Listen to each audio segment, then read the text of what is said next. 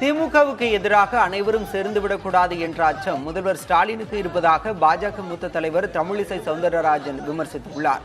சென்னை எம்ஜிஆர் நகர் பகுதியில் பாஜக சார்பில் அமைக்கப்பட்ட தண்ணீர் பந்தலை திறந்து வைத்த தமிழிசை சவுந்தரராஜன் 2026 தேர்தலை எதிர்நோக்க திமுக பதற்றத்தில் உள்ளதாக விமர்சித்தார்.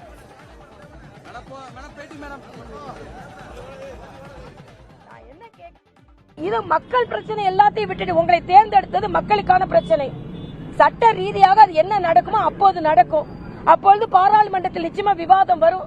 இதுக்கு முன்கூட்டியே எதற்கு நீங்கள் இவ்வளவு பதறுகிறீர்கள், பதற்றமாக இருக்கிறீர்கள்? 2026 இவர்களுக்கு பதற்றத்தை ஏற்படுத்தி இருக்கிறது. அதனால இல்லாத ஒன்றை வைத்து பிடித்துக் கொண்டிருக்கிறார்கள். அவங்களுக்கு எதிராக யாரும் சேர்ந்துடக்கூடாதுன்னு ஒரு பயம் இருக்கு இப்போ. அதனாலதான் நான் கேக்குறேன், அதிமுகவையே அந்த கூட்டத்துக்கு நீங்க அப்ப கூப்பிடல? நீங்க இன்னொரு கட்சியில எதிர்கட்சியும் கூப்பிட்டீங்க. அங்க வந்து பிஆர்எஸும் வந்தாரு, அதே மாதிரி ரேவந்த் ரெட்டியும் வந்தாருல, ஏன் கூப்பிடல? நான் என்ன கேக்குறேன், இப்ப நீங்க எல்லாம் சேர்ந்துடக்கூடாதுன்னு பயமா இருக்கு. நீங்க சோந்துராதுங்க முதலமைச்சர் அவர்களே, நாங்க சேர்றவங்க சேருவோம் நான் சொல்றேன்.